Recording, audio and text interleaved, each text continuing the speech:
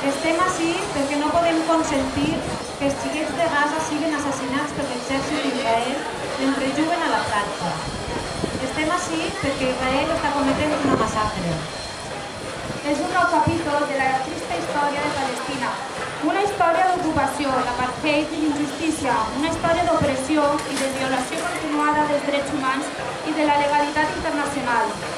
La paraula apartheid significa segregació i prové de la política racista que els blancs van imposar als negres en Sud-àfrica. Israel aplica l'apartheid perquè separa la població palestina de les seues terres i cases. Les 800.000 persones que van ser expulsades de les seues cases quan es va crear l'Estat d'Israel i els seus descendents no han pogut tornar. Però qualsevol jueu del món pot obtindre ciutadania israeliana i ocupar les terres originàriament palestines des del moment de ja. Israel aplica l'apartheid perquè les persones tenen uns drets i uns altres depenen de si són jueves o no, i segons si viuen a un lloc o un altre. Israel imposa un model de societat racista i discriminatori. L'apartheid és un crim contra la humanitat.